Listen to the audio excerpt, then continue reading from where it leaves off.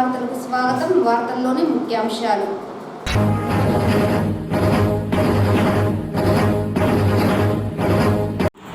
పల్లె ప్రాంతాల ప్రగతి లక్ష్యంగా కేంద్ర ప్రభుత్వం 2025-26 ఆర్థిక బడ్జెట్ను పార్లమెంట్లో ప్రవేశపెట్టడం హర్షణీయం. చిత్తూరు ఎంపీ దగ్గుమల్ల ప్రసాదరావు.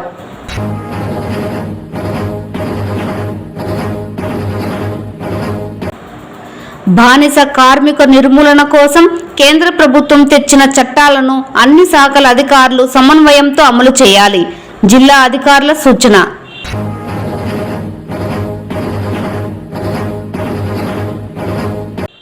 నగరపాలక పరిధిలోని అన్ని పాఠశాలలు, అంగన్వాడీ కేంద్రాలతో పాటు జూనియర్ కళాశాలలో ఈ నెల 10న జాతీయ నులిపురుగుల నిర్మూలన కార్యక్రమాన్ని విజయవంతంగా నిర్వహించాలి. నగర కమిషనర్ నరసింహప్రసాద్ ఆదేశం. వార్తల్లోని వివరాలు. పల్లె ప్రాంతాల ప్రగతే లక్ష్యంగా కేంద్ర ప్రభుత్వం 2025-26 ఆర్థిక బడ్జెట్ను పార్లమెంట్లో ప్రవేశపెట్టి గ్రామీణ అభివృద్ధి, వ్యవసాయ రంగాలకు ఊతమిచ్చి ప్రజల చేత ప్రశంసలు అందుకుంటోందని Telugu Desam party parliamentary deputy floor leader, జాతీయ ఎస్సీ/ఎస్టీ వెల్ఫేర్ పార్లమెంట్ కమిటీ సభ్యులు, చిత్తూరు పార్లమెంట్ సభ్యులు దగ్గుమల్ల ప్రసాదరావు పేర్కొన్నారు. జాతిపిత మహాత్మా గాంధీ కలలుగన్న గ్రామ స్వరాజ్యం దిశగా ముందుకు సాగుతోందని తెలియజేశారు. ఇది మోదీ సర్కార్ చిత్తశుద్ధికి నిదర్శనమని అన్నారు. కేంద్ర ఆర్థిక బడ్జెట్కు సంబంధించి విశ్లేషణ చేశారు ఎంపీ దగ్గుమల్ల. మునుపెప్పుడూ లేని విధంగా కేంద్ర ప్రభుత్వం 2025-26 ఆర్థిక బడ్జెట్లో గ్రామీణ మంత్రిత్వ శాఖకు 1,90,406 కోట్లు, రైతుల శ్రేయస్సును దృష్టిలో ఉంచుకొని 1,37,757 కోట్ల రూపాయలను వ్యవసాయ మంత్రిత్వ శాఖకు కేటాయించిందని తెలిపారు. 2024-25 ఆర్థిక బడ్జెట్ సవరించిన అంచనాల కంటే 8% గ్రామీణ అభివృద్ధికి 6.8% ఎక్కువగా కేటాయింపులు జరిపిందని విశ్లేషించారు. 2021 నాటికి భారతదేశ జనాభాలో 65% గ్రామీణ ప్రాంతాలలో నివసించే ప్రజలు వ్యవసాయాన్ని తన జీవనోపాధిగా ఎంచుకొని మనుగడ సాగిస్తున్నారని చెప్పిన చిత్తూరు పార్లమెంట్ సభ్యులు దగ్గుమల్ల ప్రసాదరావు, వ్యవసాయ రంగంలో 3.8% ఆర్థిక వృద్ధిని సాధించారని, ఇది మునుపటి కంటే 14% ఎక్కువ అని తెలియజేశారు. 2001-2 నుంచి వ్యవసాయ ఉత్పత్తి సగటు వార్షిక రేటు 3% వద్ద పెరిగిందని, మిగిలిన ఆర్థిక వ్యవస్థ సంవత్సరానికి 7% వద్ద దీనికి భిన్నంగా ఎక్కువైందన్నారు. ఇకపోతే మహాత్మా గాంధీ జాతీయ గ్రామీణ ఉపాధి హామీ పథకానికి 2024-25 ఆర్థిక బడ్జెట్లో సవరించిన అంచనాల మాదిరిగానే 86,000 కేటాయింపులు జరిపినట్లు తెలుస్తోందన్నారు. గ్రామీణ ప్రజలకు జీవనోపాధిగా మారిన గ్రామీణ ఉపాధి హామీ పథకం 2025 జనవరి నాటికి 30 రాష్ట్రాలు, యూనియన్ భాగాలలో పనిచేసిన కార్మికులు వారు అందుకున్న వేతనాలు 11 రాష్ట్రాలు, యూటీలలో నోటిఫైడ్ వేతన రేటు కంటే తక్కువగా ఉన్నాయన్నారు. అలాగే 2024-25 ఆర్థిక సంవత్సరానికి సంబంధించిన బడ్జెట్తో పోలిస్తే ప్రస్తుతం 31% ఎక్కువ అని విశ్లేషించారు చిత్తూరు ఎంపీ దగ్గుమల్ల ప్రసాదరావు.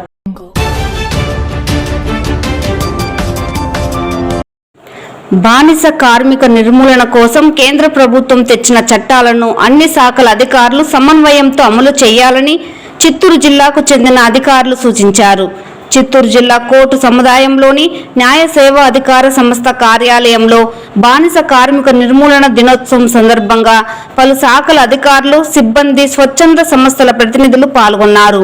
ఈ సందర్భంగా జిల్లా సాంఘిక సంక్షేమ డిప్యూటీ డైరెక్టర్ చెన్నయ్య, జిల్లా కార్మిక శాఖ డిప్యూటీ కమిషనర్ ఓంకార్రావు, రోప్స్ స్వచ్ఛంద సంస్థ ప్రతినిధి తనశేఖర్ మాట్లాడుతూ, వెట్టి చాకరీ నిర్మూలన కోసం భారత ప్రభుత్వం 1976లో చట్టం తీసుకుని వచ్చిందన్నారు. చట్టం అమలు కోసం కేంద్ర ప్రభుత్వం నిధులు కేటాయించిందని, దీని నిర్మూలనకు రాష్ట్ర ప్రభుత్వాలు సమర్థవంతంగా పనిచేయాలని చెప్పారు. వెట్టి చాకరీ నిర్మూలనకు ఆయా సంస్థల అధికారులు చట్టాలపై అవగాహన పెంచుకొని పూర్తి స్థాయిలో నిర్మూలనకు పనిచేయాలన్నారు. ఈ కార్యక్రమంలో బీసీ సంక్షేమ శాఖ అధికారి శ్రీదేవి, ఎన్జీఓ సంఘం ప్రతినిధులు పాల్గొన్నారు. పూర్తమైనటువంటి చర్యకు తగిన శిక్షలు కూడా ఉంటాయని చెప్పేసి మనకు ఉంది. దీన్ని ఆధారంగా చేసుకొని భారత ప్రభుత్వం 1976లో బాండర్ లేబర్ సిస్టమ్ అబాలిషన్ యాక్ట్ అనేటువంటి ఒక చట్టాన్ని తీసుకొని రావడం జరిగింది. ఈ రాజ్యాంగంలో పేర్కొన్నటువంటి అంశాలు, ఈ చట్టంలో పేర్కొన్నటువంటి అంశాల మేరకి దాదాపుగా బాండెడ్ లేబర్ వ్యవస్థ అనేది పూర్తి స్థాయిలో తగ్గిపోతూ ప్రస్తుతము ఆ వ్యవస్థ కొనసాగకుండా రూపం మాత్రమే మార్చుకొని అతి తక్కువ స్థాయిలో అనేది మనకు కనపడతా ఉంది. దీని మీద కేంద్ర ప్రభుత్వము ఒక ఫండ్ని ఏర్పాటు చేయటము, రాష్ట్ర ప్రభుత్వాలు వాటిని అమలు చేయటము, జిల్లా కలెక్టర్ గారి ఆధ్వర్యంలో ఫండ్ ఏర్పాటు చేయాలని కేంద్ర ప్రభుత్వం స్పష్టమైనటువంటి ఆదేశాలు కూడా ఇవ్వడం జరిగింది. ఇందులో రీహాబిలిటేషన్ సంబంధించి కూడా మొదటిసారిగా 30,000 రూపాయలు అనేది చెల్లించడం జరుగుతుంది. తదుపరి తీర్పుల్ని అనుసరించి ₹1,00,000 నుంచి 3,00,000 రూపాయల వరకు కూడా చెల్లించడం అనేది జరుగుతూ ఉంది. అయితే రీహాబిలిటేషన్ కన్నా కూడా మనం ముఖ్యంగా చూడవలసింది ఆ వ్యవస్థలోకి వెళ్ళే వాళ్ళను నిరోధించడం. ఏ ప్రాంతాల్లో ఆ వ్యవస్థలోకి వెళ్తున్నారు, ఏ వర్గాల వారు వెళ్తున్నారు అనేది మనం ముందుగా గుర్తించి నిరోధించినట్లయితే వారి కుటుంబాలు బాగుపడతాయి, సమాజం కూడా బాగుపడుతుంది. దీని మీద ఒక మంచి అవేర్నెస్ అనేది ఏర్పాటు చేసినటువంటి రోప్ సంస్థకి మరియు డిఎల్ఎస్కి మరియు లేబర్ డిపార్ట్మెంట్కి ధన్యవాదాలు తెలియజేస్తూ ముగిస్తున్నాను. స్టార్ట్ చేయనా? రోప్ సంస్థ వారు bonded labour system abolition day సందర్భంగా చిత్తూరులో డిఎల్ఎస్ఏ క్యాంపస్లో ఈ కార్యక్రమం జరపడం జరిగింది. ఇది rescue and rehabilitation of bonded labourers. ఈ అవేర్నెస్ క్యాంపెయిన్ ఈ చిత్తూరు జిల్లాలో స్టార్ట్ చేయడం జరిగింది. ఈ క్యాంపెయిన్ 6 డిస్ట్రిక్ట్స్లో మేము చేస్తూ ఉన్నాము. చిత్తూరు, తిరుపతి, నెల్లూరు, అన్నమయ్య, అనంతపూర్ అండ్ కడప డిస్ట్రిక్ట్లో bonded labour system abolition day గురించి అవేర్నెస్ క్రియేట్ చేయడము, especially among tribal communities and Dalit communities awareness ఇవ్వడం జరుగుతూ ఉండేది. కల్చరల్ ప్రోగ్రామ్ ద్వారా ప్రజలకు ఈ అవేర్నెస్ కార్యక్రమం తీసుకుని వెళ్తూ ఉంటాము. మా ఒక మెయిన్ ఉద్దేశం bonded labour free society, bonded labour free India అనేది మా ఒక మెయిన్ ఎయిమ్ అది. కాబట్టి రోప్స్ వారు మరియు ఐజేఎం వారు సహాయంతో మేము ఈ కార్యక్రమం ఈ 6 డిస్ట్రిక్ట్స్ లో అవేర్నెస్ కల్పించడం అనేది జరుగుతుంది. దీని ద్వారా చాలా మంది బాండెడ్ లేబరర్స్ తెలుసుకుంటారు, తెలుసుకొని ఇన్ఫర్మేషన్ ఇస్తారు. యా డిపార్ట్మెంట్నే వాళ్ళు కలిసాలా, హూమ్ టు కాంటాక్ట్ అనేది మేము పాంప్లెట్స్ ద్వారా, పోస్టర్స్ ద్వారా మేము వాళ్ళకి అవేర్నెస్ ఇవ్వడం జరుగుతుంది. Thank you so much.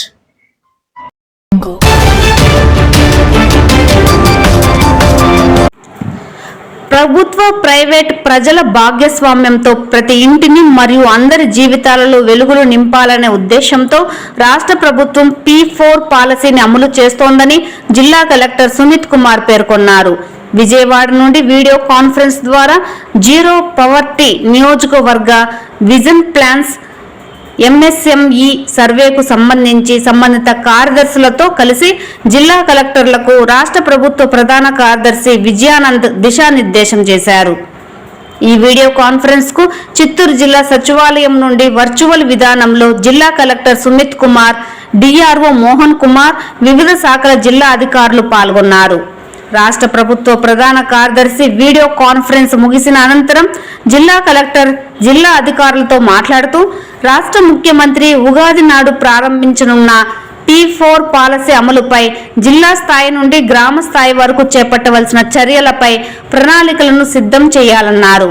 దారిద్ర్య నిర్మూలనలో భాగంగా జిల్లాలో దారిద్ర్య రేఖకు దిగువన ఉన్న పేద ప్రజల జీవన ప్రమాణాలను మెరుగుపరిచేందుకు ప్రణాళికలను రూపొందించాలన్నారు. ఈ కార్యక్రమంలో స్వచ్ఛంద సంస్థలు, వివిధ రంగాలకు చెందిన నిపుణులు, ప్రజా ప్రతినిధులు భాగస్వామ్యం సూచనలు తీసుకోవడం ద్వారా ఆర్థికంగా పేద ప్రజలను ఆర్థికంగా అభివృద్ధి చేసేందుకు అవకాశం ఉంటుందన్నారు. ప్రభుత్వం జీరో పవర్టీలో భాగంగా P4 విధానంపై అందరి అభిప్రాయాలను సేకరిస్తుందని, ఈ ప్రక్రియలో ప్రతి ఒక్కరూ భాగస్వామ్యులు కావాలన్నారు. P4లో భాగంగా ప్రజల నుండి అభిప్రాయాలను సేకరించడం కోసం ప్రణాళిక విభాగం వారు ఫిబ్రవరి 7 నుండి 22 వరకు సర్వే నిర్వహించాల్సి ఉంటుందని, ఈ సర్వేలో జిల్లా ప్రజలను భాగస్వామ్యం చేసే విధంగా చర్యలు తీసుకుంటామన్నారు.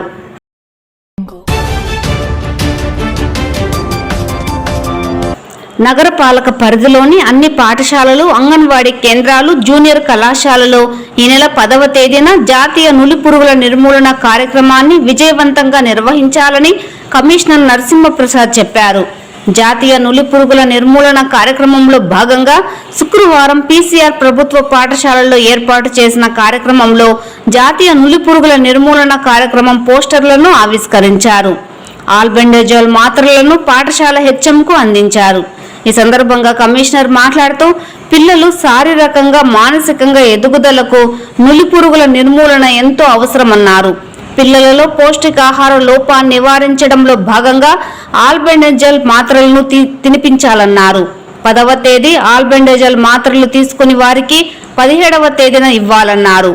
అన్ని పాఠశాలలు, అంగన్వాడీ కేంద్రాలు, జూనియర్ కళాశాలల్లో జాతీయ నులిపురుగుల నిర్మూలన కార్యక్రమాన్ని విజయవంతం చేయడం కోసం సంబంధిత అధికారులు సమన్వయంతో పనిచేయాలన్నారు. ఈ కార్యక్రమంలో MHO లోకేష్, MEOలు Selvaraj, Mohan, HM Purvika, in charge centre ఇన్స్పెక్టర్లు, ఉపాధ్యాయులు, వైద్య సిబ్బంది పాల్గొన్నారు.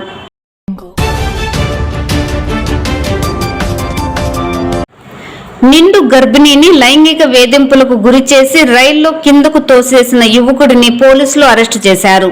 చిత్తూరు ప్రాంతానికి చెందిన రేవతి అనే గర్భిణి కోయంబత్తూరు నుంచి తిరుపతికి వెళ్తున్న ఇంటర్సిటీ రైల్లో వేలూరు జిల్లా నుంచి కోయంబత్తూరు వెళ్తుండగా రైలు ఎక్కిన ఓ యువకుడు 4 నెలల గర్భిణిని టాయిలెట్ దగ్గర లైంగిక వేధింపులకు గురిచేశాడు.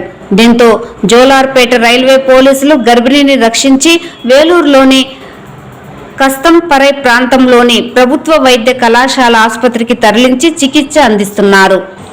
అలాగే రైళ్లు లైంగికంగా వేధించి కిందకు తోసేసిన వ్యక్తి ఎవరనే కోణంలో జోలార్పేట రైల్వే పోలీసులు విచారణ జరుపగా కాట్పాడి రైల్వే స్టేషన్లోని సీసీ కెమెరాల్లో రికార్డైన దృశ్యాల ఆధారంగా కేవి కుప్పం పుంచోలై గ్రామానికి చెందిన హేమరాజును అదుపులోకి తీసుకుని విచారిస్తున్నారు.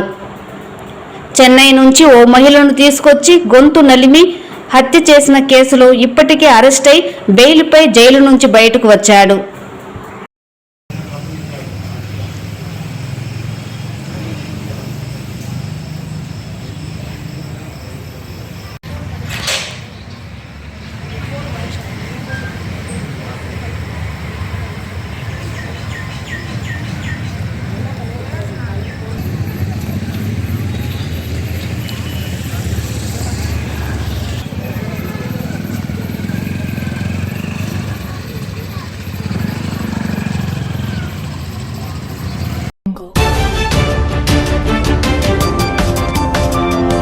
తిరుమల శ్రీవారిని ఈ రోజు ఉదయం అభిషేక సేవలో ఆంధ్రప్రదేశ్ చీఫ్ సెక్రటరీ విజయానంద్ దర్శించుకున్నారు. శ్రీవారి దర్శనార్థం తిరుమలకు విచ్చేసిన ఆయనకు ఆలయ అధికారులు స్వాగతం పలికి దర్శన ఏర్పాట్లు చేశారు. అనంతరం రంగనాథ మండపంలో వేద పండితులు వేద ఆశీర్వచనం చేసి స్వామివారి తీర్థ ప్రసాదాలను అందజేశారు.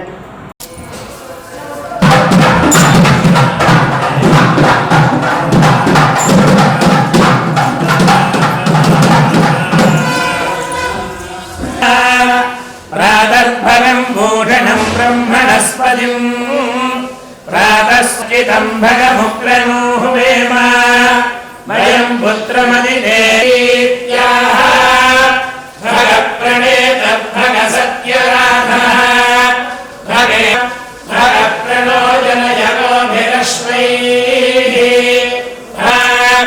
ఉతేదానీం భగవంతస్యామ ఉతో విఘామఘవం సూర్యస్య వయం దేవానాగో दैव तन्नः हरिशैलाधिपदेव दैव तन्नः भगवान् वेङ्कट एव दैव तन्नः श्री भाग्यलक्ष्मी करतलकमले सर्वदा रामलक्ष्मी दोर्दण्डे वीरलक्ष्मी हृदय सरसिजे भूतकारुण्यलक्ष्मी खड्गाग्रे सौम्यलक्ष्मी मयतु विजयवां सर्वसाम्राज्यलक्ष्मी श्रीप्रसन्न वेङ्कटेश्वर